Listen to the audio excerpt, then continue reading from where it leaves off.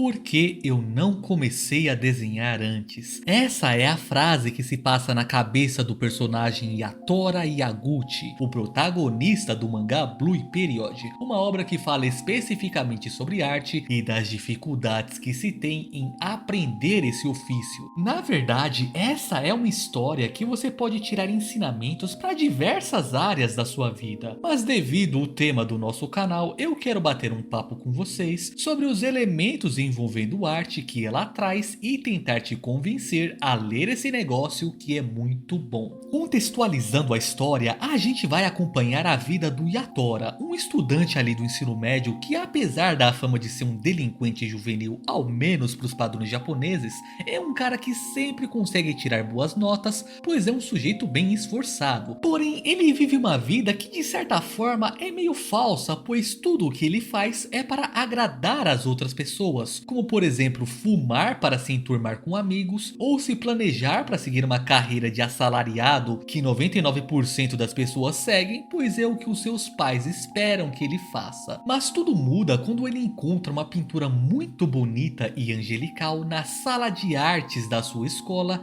e que o toca de um jeito muito profundo e faz ele ter até mesmo uma epifania. Tempos depois ele conhece a estudante que criou a pintura e ele repete a frase que sempre é dita para vários artistas e que muitos consideram um insulto: "Eu tenho inveja do seu talento". A garota prontamente responde que ela não possui nenhum tipo de talento, apenas se dedica à pintura mais do que as outras pessoas, e ao chamá-la de talentosa faz parecer que ela já nasceu com essa habilidade e que não precisou fazer nada para adquiri-la. Depois dele tomar essa lapada, o Yatora fica intrigado, pois se para fazer arte não precisa ter talento, então até alguém como ele, que não possui nada disso, mas é esforçado, pode conseguir fazer uma boa arte. E pela primeira vez, ao fazer um desenho seriamente na aula de artes da sua escola, ele sentiu que conseguiu se expressar de forma honesta com as pessoas. Isso tudo o faz trocar o certo pelo duvidoso e mergulhar de forma apaixonada no mundo da arte, almejando entrar na Universidade de Artes de Tóquio, que é a mais concorrida e difícil de entrar em todo o Japão. E uma curiosidade é que essa universidade é a mesma que a autora desse mangá, Tsubasa Yamaguchi, frequentou quando era mais nova. Segundo ela, nesse tipo de mangá é muito comum que o protagonista seja alguém que descobre ser dotado de um talento especial, mas ela quis fazer o oposto. A jornada de alguém que nas outras áreas da vida consegue se dar relativamente bem, mas que tem muita dificuldade e precisa ralar bastante para aprender a fazer uma boa arte. Tudo isso para combater o pensamento de que habilidades artísticas são um dom exclusivo do nascimento e mostrar que elas nada mais são do que habilidades que você pode aprender contanto que se dedique alguns anos para aprimorá-las. Daí você pensa: caramba, Eric, que mangá legal, uma história bem pra cima, cheia de superação, que mostra que com esforço e trabalho duro você consegue qualquer coisa, não é mesmo?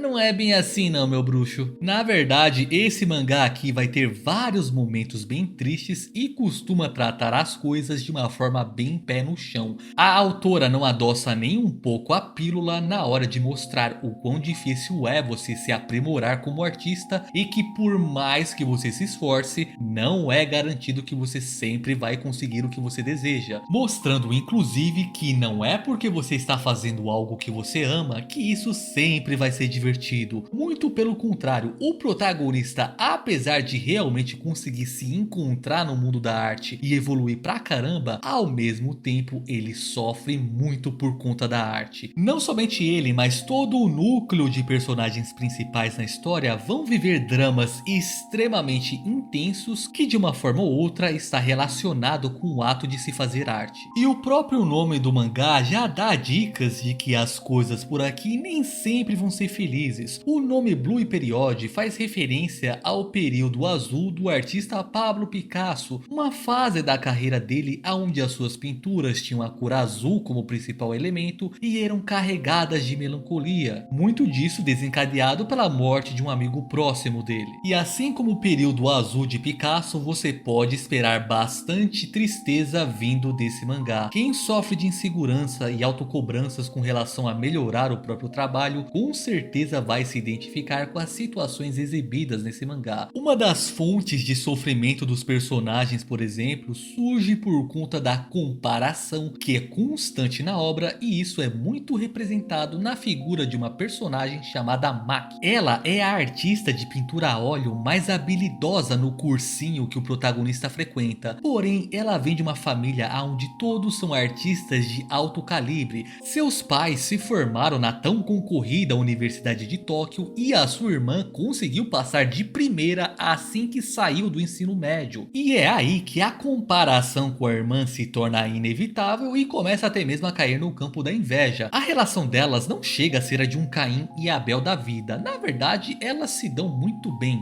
O problema é que a Maki se compara tanto com a irmã e isso começa a corroer ela por dentro e fazendo a personagem pensar todo tipo de besteira. Isso chega em um nível tão grande que a amiga dela tem um colapso mental de tanto se esforçar para essa bendita dessa universidade, e ela acaba confessando que lá no fundo ela se sentiu feliz, pois quem se ferrou foi a amiga dela e não ela. E essa questão da comparação começa a destruir o psicológico de inúmeros personagens durante a obra, e fica bem claro que a autora quer nos mostrar que esse negócio de ficar se comparando com os outros não dá muito certo não. Em qualquer coisa que a gente faça na vida, o melhor dos mundos vai ser se comparar com quem a gente era ontem, pois ao perceber que a gente conseguiu melhorar mesmo que um pouquinho, isso serve de incentivo para continuarmos na luta. Agora, não só de tristeza é que vive Blue Period, a gente encontra muitas informações e discussões interessantes sobre arte nele, até aquela questão da polêmica banana colada na fita crepe você vai encontrar aqui. E o legal é que durante a história você vê, por exemplo, muitas técnicas de desenho em pintura sendo ensinada para os personagens de uma forma que você consegue sim aproveitar algo para si mesmo. Coisas como perspectiva, teoria das cores, uso de materiais artísticos, esse tipo de coisa.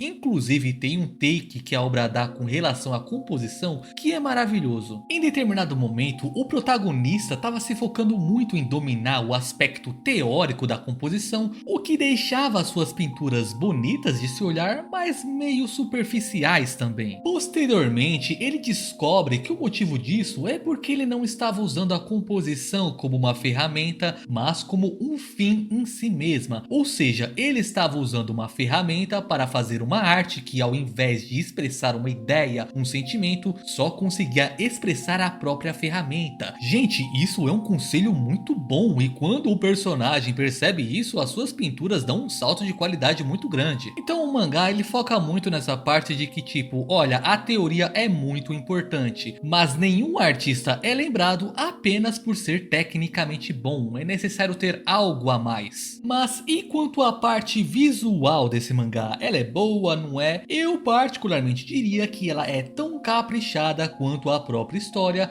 e tem o seu maior brilho na hora de retratar as emoções dos personagens. Elas não são resumidas simplesmente a algo triste ou alegre. A autora consegue captar muito bem as nuances de cada expressão e também deixar elas à flor da pele quando preciso. E isso acaba te tocando de um jeito muito forte. É sério, gente, esse mangá apela bastante pro lado emocional. O desenho dela também tem uma identidade de traço legal, não é difícil você saber quando uma arte é feita por ela, e a quadrinização desse mangá também é muito bem feita e enriquece ainda mais a arte do mangá. Tem uma parte onde o Yatora tem uma tarefa que consiste em fazer 500 desenhos. Daí ele vai pro metrô desenhar as pessoas, e a cena que a autora constrói ali a partir da quadrinização é um take de mangá bem feito, sabe? Note como cada quadro mostra o reflexo das pessoas que o protagonista está desenhando sendo refletida nos olhos dele. É uma cena muito bem feita e não precisou de nenhuma linha de texto para isso. Outra coisa que é muito legal na arte desse mangá é que a autora frequentemente desenha ilustrações no mangá que são referências a obras de arte famosas do nosso mundo. Temos, por exemplo, os 3 bailarinos em uma sala de exercícios de Edgar Degas, o pintor de esqueletos de James Ensor, os tecelãs de tapeçaria de Diego Velázquez e até aquela famosa restauração mal sucedida de uma pintura de Cristo. Cada capítulo novo tem uma ilustração que está fazendo referência a alguma obra de arte do nosso mundo,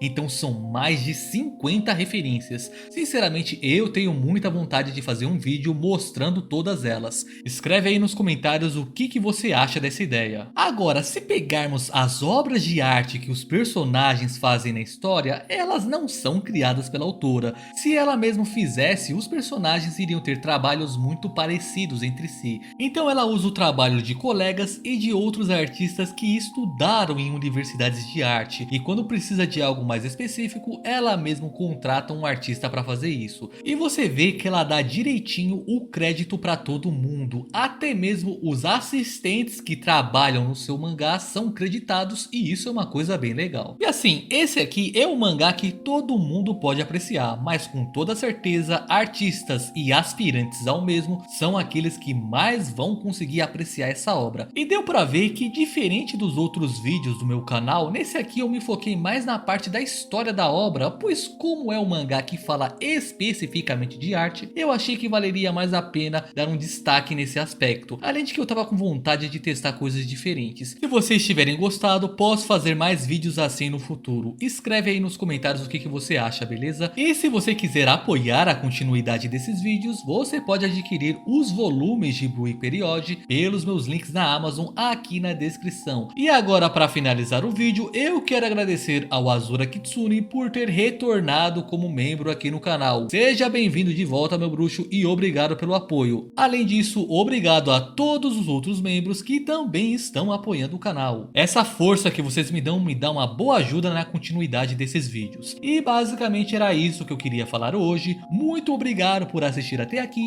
e até o próximo vídeo.